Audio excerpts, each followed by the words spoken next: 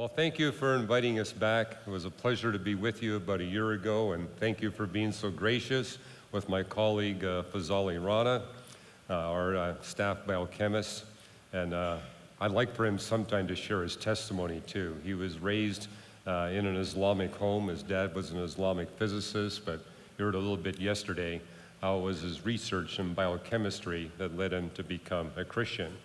And for me, it was my research in astrophysics that led me to become a Christian literally 8 years before I got to know any Christian at all well. Reasons to Believe is an organization my wife and I founded now 34 years ago. And it was founded on the idea that God has given us two books, the book of nature and the book of scripture. They're both revelations from God, and how we're to use the book of nature to bring people to the book of scripture. And we target the new reasons to believe, the emerging scientific discoveries that are giving us progressively more and more proof that Jesus Christ is Creator, Lord, and Savior. And you can engage me just by texting Hugh to 31996. That'll be your portal to get a lot of free chapters from our books, articles, and I do answer every question I get on Facebook and Twitter. That's true of all of the scientists and philosophers and theologians at Reasons to Believe. But the message of bringing forward this particular service is based on 1 Peter 3:15. Always be prepared to give an answer to everyone who asks you to give the reason for the hope that you have, but do this with gentleness and respect. And I just came out with this book this past Tuesday, Always Be Ready, based on this verse, basically making the point that if you will prepare good reasons for your hope in Jesus Christ and are able to deliver those reasons with gentleness, respect, and a clear conscience, you will see God supernaturally bringing people to you that God has prepared in advance to hear and respond to your reasons. And if you haven't had that experience, I'm basically inviting you this morning to join in. Now, the first 4 or 5 times it happens, you'll think it's a coincidence. But when it gets up to over 100 times, you realize this is the Spirit of God supernaturally working to bring people to you. Now, I'm not only an astrophysicist, I'm also a pastor. I pastor in a church that's sandwiched between Caltech, JPL, and the headquarters of the Skeptic Society. So every Sunday is a drama, as you can imagine. But what I've learned as a pastor is that typically less than 10% of people who are committed Christians actually participate in this ministry of sharing their faith and bringing people to faith in Christ.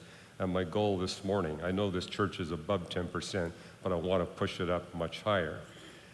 And what I do in this book is basically take you through the book of Acts and make the point the book of Acts is not yet finished. We're still in the book of Acts.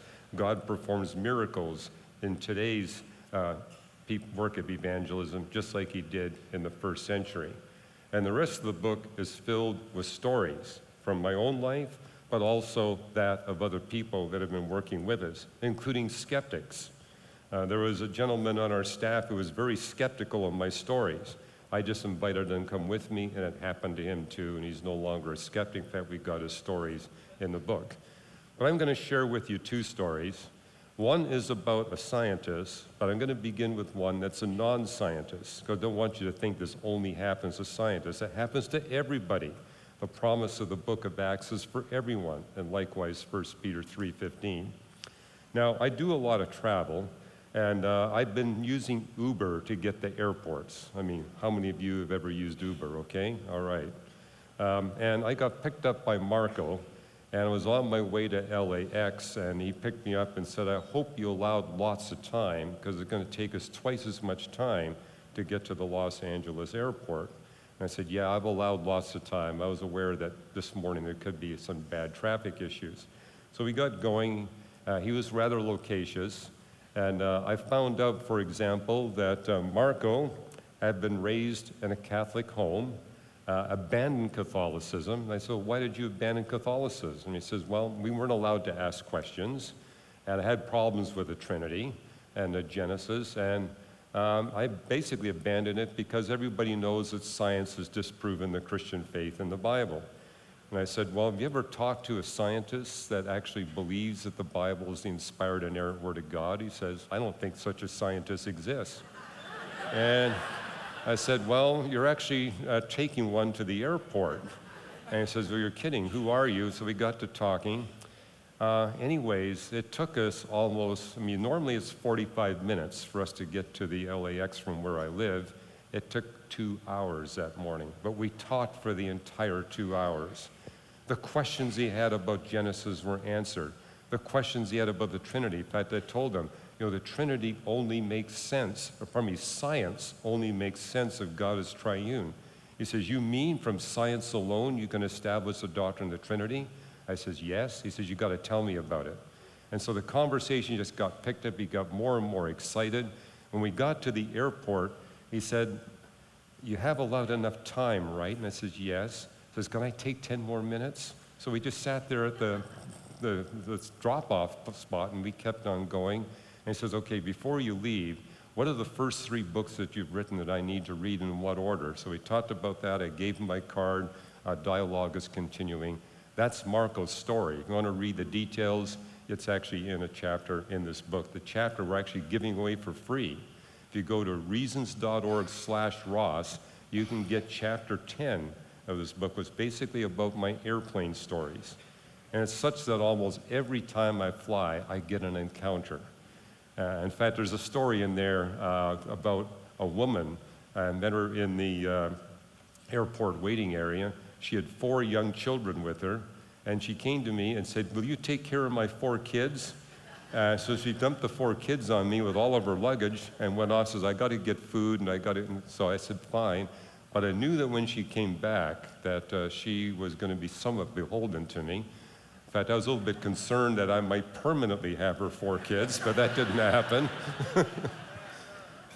And anyway, that story's in the book as well.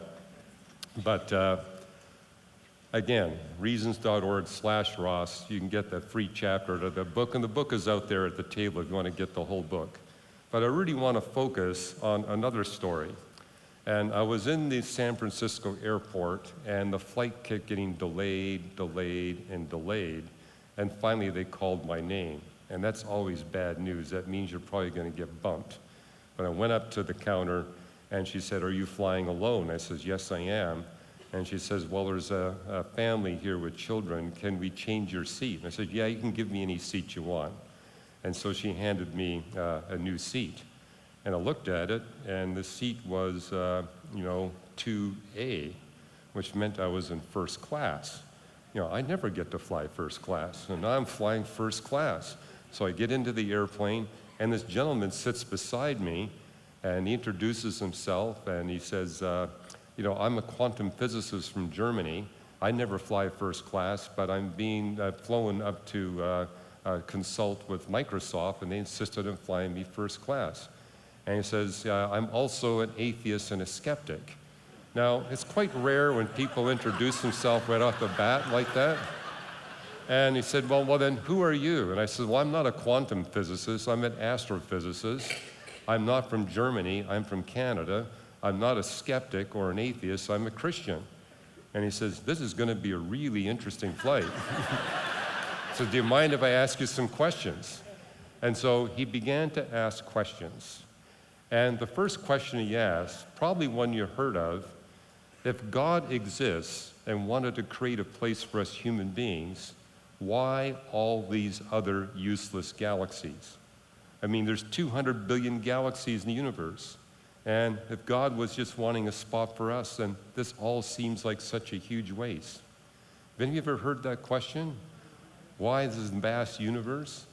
So I explained to him why we need every single star, 50 billion trillion stars, to exist in order for a planet like Earth to exist so that humans could exist. And I kind of explained that in the book very briefly. Said why the universe is the way it is in more detail if you want it. But anyway, he was satisfied with that. Says, okay, I understand now why it must be that big.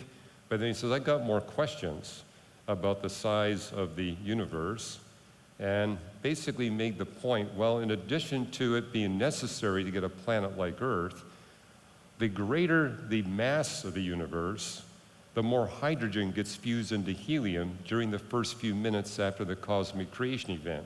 The universe literally begins with only one element, hydrogen. But the universe starts off extremely hot, and as it cools, it goes through a phase where some of that hydrogen is fused into helium.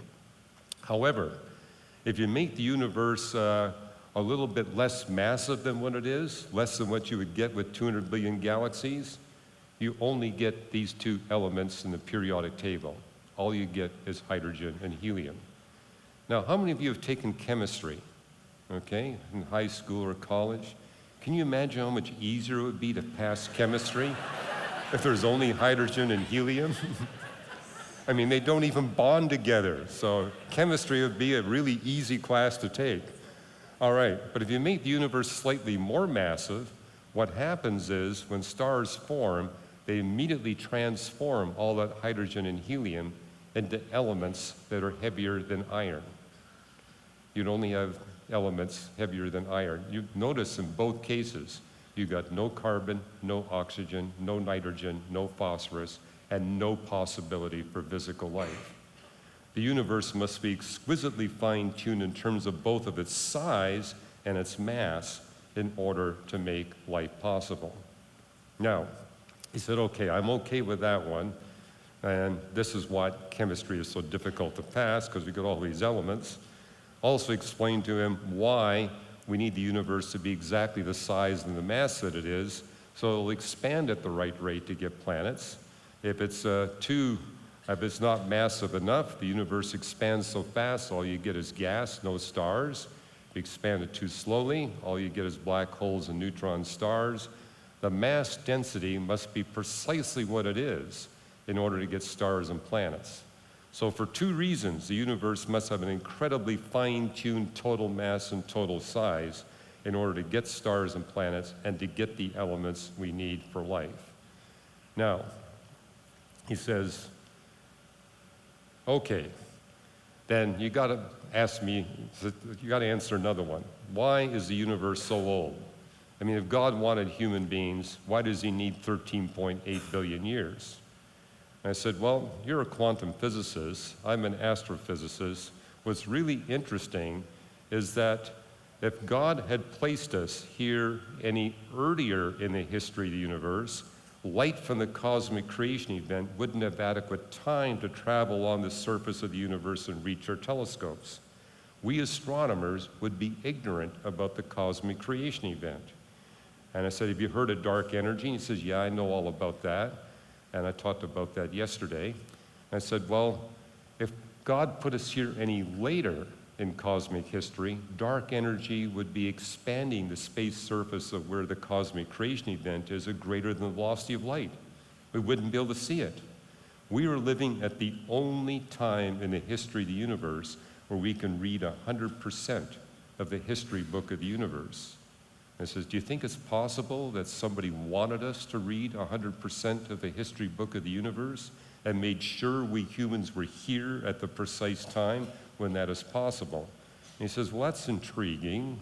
And so he said, I got more questions beyond what the fact that it's at a unique time. He says, is there any other reason why it has to be this particular time? And I says, well, it's not only the fact that it's the only time we can observe all of cosmic history, it's the only time in which we humans can exist. And he said, well, you got to explain to me why. And I said, well, number one, if you want humans on a planet, it's got to be a planet with continents and oceans that coexist on the surface. And the only way that can happen is if you've got enough uranium and thorium in the interior of the Earth to drive the energy necessary to make the continents to a sufficient degree that we humans are possible. And I says, what's interesting is our planet Earth is uranium thorium champion of the universe. It's got more uranium and thorium than any other rocky body. In the case of thorium, we've got 630 times as much as any other rocky body and 340 times as much uranium. One of the reasons why we have so much of this stuff is because of the age of the universe, in the sense that as the universe begins to age, it forms supernova. Supernova are giant stars, and are the only stars that make uranium and thorium. So as the universe gets older and older, it produces more and more uranium and thorium, but there comes a time when the supernova eruptions subside. That's a good thing. Too many supernovae would be really bad for human life. We're living in a time when there's not so many supernovae exploding. But uranium and thorium radiometrically decay. So as you can see in this graph here, there's a time when the uranium and thorium abundance reaches a maximum, when there's lots of supernovae exploding, but then as you go into the future, that stuff begins to decay. Well, guess what is the date for the formation of the Earth? It's at the very top of that curve. 9.2 billion years after the cosmic creation event, planet Earth is formed.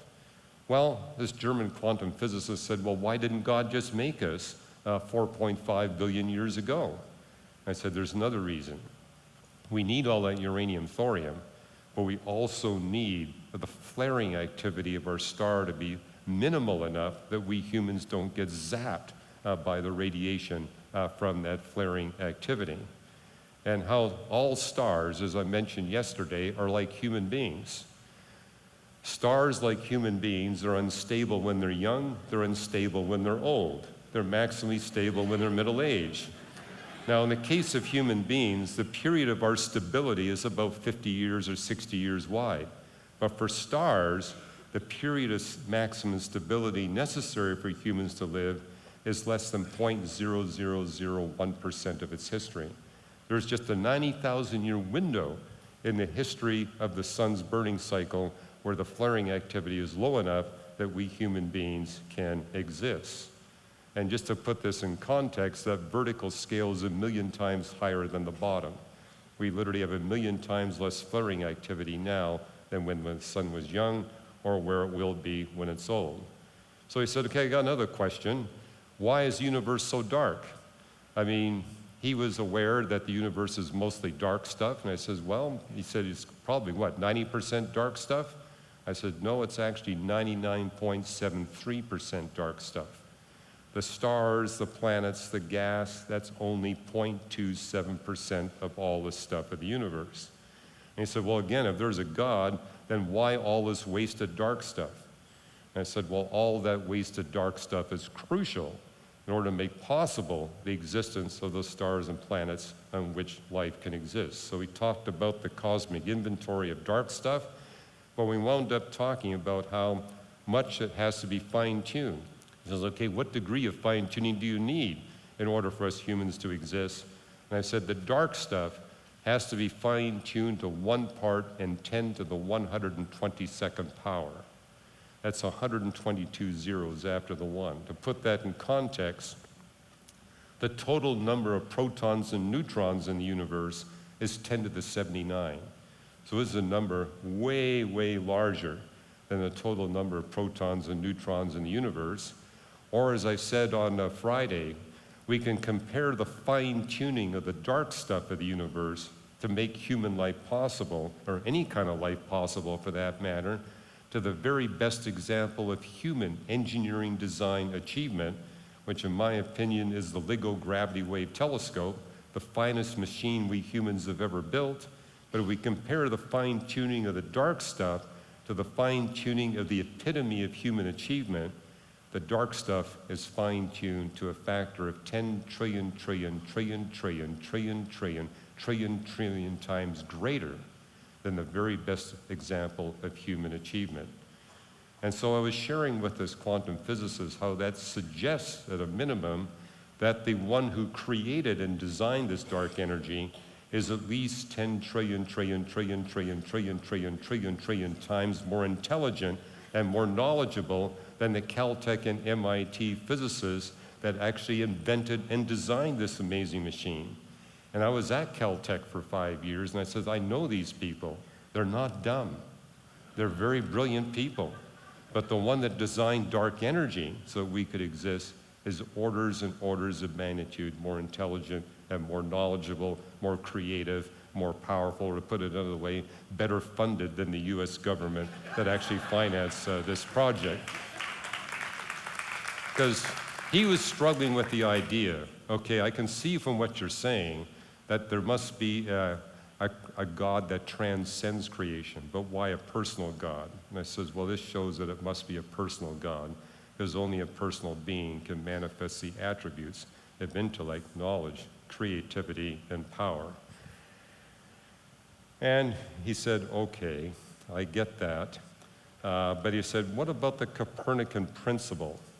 And I knew about the Copernican Principle. It's very popular amongst astronomers and physicists, and basically makes the point that Copernicus proved that we were wrong in concluding that the Earth is at a special position in the universe. Copernicus proved we're not at the center of the solar system. But we now know that our sun is not at the center of our galaxy. Our galaxy is not at the center of the Virgo cluster of galaxies, and the Virgo cluster of galaxies is not at the center of the Linaci supercluster of galaxies.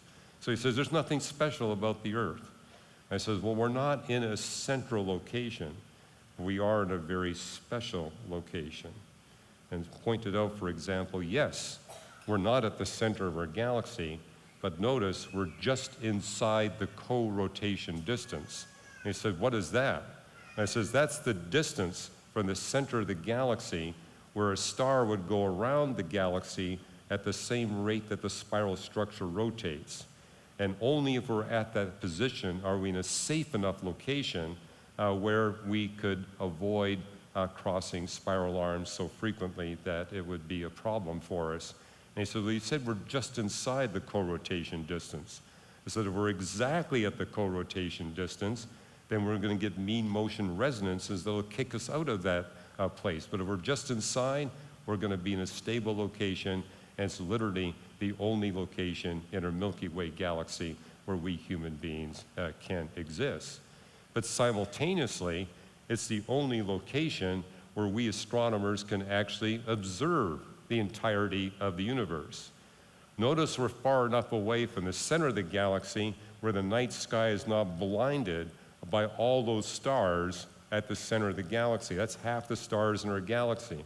We're far enough away where that doesn't light up our night sky, and we're far from spiral arms. Now, we cross the spiral arm about once every billion years, but the last time we crossed a spiral arm was 500 million years ago. Right now, we're precisely between the Perseus and Sagittarius spiral arms, which is the one place where the sky is dark enough that we can actually look out and see to the full extent of the universe, and there's no nearby gaseous nebulae. And what's unique about our Milky Way galaxy is it doesn't have any big gaseous nebulae, and it's a spiral galaxy where the arms are relatively far apart from one another. Moreover, we're not in a typical cluster of galaxies where the galaxies are jammed tightly together and there's supergiant galaxies. This is what our cluster of galaxies looks like.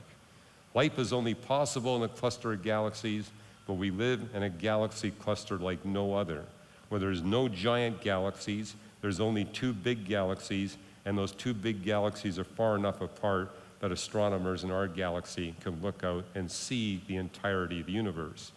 Making the point, God not only put us at the precise time when we can see everything in the book of nature, he put us in the only place in the universe where we can see everything. Because he was telling me, I think it's just a coincidence that we happen to be at the just right time. He says, we're not just at the just right time, we're also at the one and only one location. How can both be a coincidence? And he says, do you have more coincidences? I said, yeah, I do. We kept talking about that. But then he finally said, okay, we live in a universe where there's this incredible amount of entropy. That's a term for decay. And indeed, the book of Romans talks about how the whole universe is subject to a pervasive law of decay. He says the decay is enormous. He says, why so much decay? If God really wants human beings and he really loves us, he means, look at all the work we got to do to reverse all the decay that's going on. I said, yeah, I know what you mean. Every time I do yard work, I got to do it all over again 2 weeks later. And that's all because of the second law of thermodynamics. He says, couldn't God have done it any better?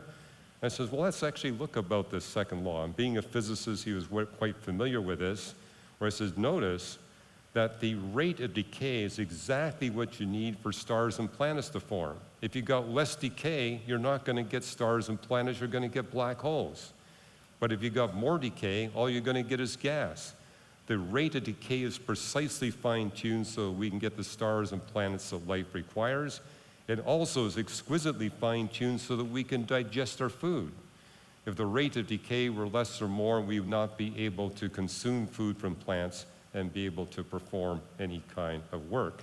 But I said there's something else about this pervasive law of decay that most scientists overlook, that the rate of decay is exquisitely fine-tuned to maximally restrain the expression of evil and sin by us human beings. He said, you got to talk to me about that. So we got talking about that. Incidentally, the people behind us in the row behind us, they're all listening in at this point. And made the point that the law of decay is optimal for the restraint of evil. Optimal also for training humans for their future roles in the new creation. Because making the point, this universe is just a transition, because he is well aware that it won't be long before the universe has the wrong physical conditions for any kind of life. But it says, notice this, the decay rate is not so high as to discourage productive work. I mean, for example, if the rate of decay were any higher, my wife would have a really hard time motivating me to do yard work. I mean, as it is, I can go 2 weeks without doing yard work. But what if the rate of decay were so high I had to do it every day? I think I would lose all my motivation. I would just let the yard go to pot and forget about it. It's like, what's the whole point?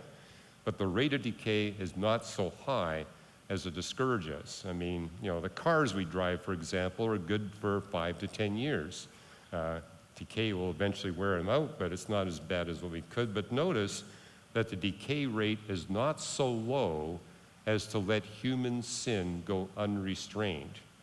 And if you go back to Genesis chapter 3, it talks about the time when humans first began to experience sin and evil. And what does God say?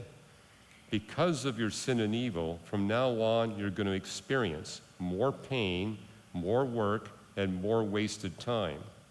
That's a direct consequence of gravity, electromagnetism, and the thermodynamic laws.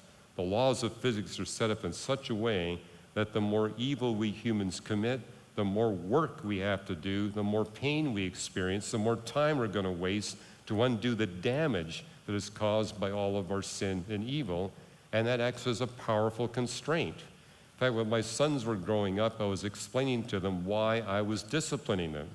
And I said, if I don't discipline you, the laws of physics will, and the consequences will be greater.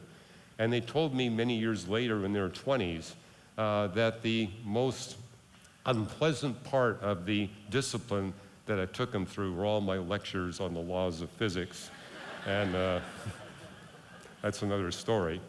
But the whole point is that thanks to these laws of physics, there is a restraint that encourages us to avoid evil because we're biologically designed that none of us likes extra work, extra pain, and wasted time. And so because of that, that motivates us to avoid evil and pursue virtue, but in the same process to discover we don't have the resources within to escape our propensity from sin and evil and pursue a totally virtuous path. And that's God's tool through the laws of physics to motivate us to seek his help.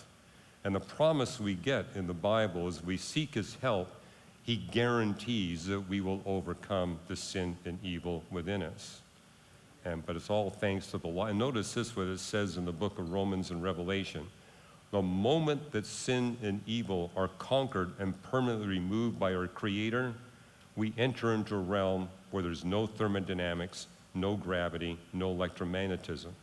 Now, my quantum physicist friend was shocked to hear that the Bible actually talked about a realm without thermodynamics, gravity, and electromagnetism. He wanted the specific passages. Anyway, by this time, about a couple of hours had gone by, and we talked about how God designed the universe and earth for the redemption of billions of humans and the eradication of evil. And just as we were about to finish the flight, he says, I got one more question I got to ask you. why do you have such well-prepared answers to these 8 questions that I asked you? And the people behind us says, yeah, we want to know why too. So I said, well, your 8 questions are the chapter titles in a book that I wrote. And he says, I don't believe you. Well, I had 1 copy left in my briefcase of Why the Universe is the Way It Is. I pulled it out of my briefcase. I showed him the table of contents. He says, yeah, those are all my questions. They're right there. You got a whole chapter answering these questions? And he looked at me and I said, do you want this book? He says, yeah. So I gave him my last copy of Why the Universe is the Way It Is. And then he said, you know, I'm German. His English was very good, by the way. But he says, do you have anything in German? I says, yeah, we have a DVD called Journey Toward Creation. In fact, I think we have it out there at the table. And it says, we now have it in 11 different languages. And one of the languages is German, and I had 1 copy left in my briefcase. I only had 2 items in my briefcase, Why the Universe is the Way It Is, and that 11 language version of Journey Toward Creation. So we took that. Then we walked towards baggage claim. And he said, I've just calculated the probability that a German quantum physicist who's an atheist and a skeptic would spend 2 hours talking to a Canadian astrophysicist who's a German, and the odds are less than 1 chance in 2 billion. Says, I know what happened today is not an accident. Well, likewise, I know what happened was not an accident.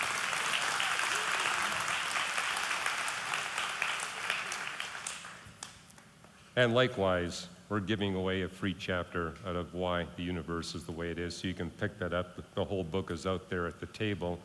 But I want to close with this comment. You might think, well, yeah, Hugh, of course. You're an astrophysicist. You've been studying this for decades. But see, God knew that I was an astrophysicist, that I've been studying this for decades. He knew I wrote the book, Why the Universe is the Way It Is, and produced that documentary, Journey Toward Creation. And therefore, he worked out a miracle where I would come into contact with someone who wasn't going to be able to respond to the Christian message unless he met someone like me. Or like Marco, he needed to meet a scientist who actually believed that the Bible was the inspired, inerrant Word of God. My encouragement to all of you, and you'll see this, it's not just my stories that are in the book. For example, I tell stories of how we would go door to door and talk to people about the Christian faith, and how there was an ex-Mormon on our team. When he knocked on doors, it was amazing how frequently he was talking to Mormons. And he said, well, Hugh, who did you get to talk to? And so I didn't get to talk to any Mormons. All I talked to were engineers and scientists. Well, look at it this way. There are not that many Mormons around. There are not that many engineers and scientists around. But notice God supernaturally worked things out. Then we were randomly knocking on doors. I got to talk to the engineers and scientists. He got to talk to the Mormons. And I'm basically making that point. God's going to use your experience to bring you into contact. All you need is a commitment to develop good reasons and to develop the Christian demeanor of gentleness, respect, and a clear conscience. And you'll see God doing things in your life just like he did in my life. Now, I'll share this with you. The hardest part of all this is getting the gentleness, respect, and a clear conscience. But here's how you can develop that. When you're sharing your faith with someone who's not yet a believer, you can ask them, at any part, if you see that I'm being obnoxious in the way I'm talking to you, please tell me and explain why. And here's what I've discovered. Non-Christians love to tell us Christians how we're obnoxious. And it's a great way to, over the period of time, to develop the kind of demeanor that's reflected in 1 Peter 3:15. Ask for feedback. And as you begin to develop like this, develop better and better reasons and adopt more and more of a Christ-like demeanor, you're going to see the miracles in your life multiply. And again, there's stories in the book by a lot of non-scientists who have had a similar experience I have. My goal as a pastor is it wouldn't just be 10% of you that are experiencing these miracles, but all of you experiencing these miracles.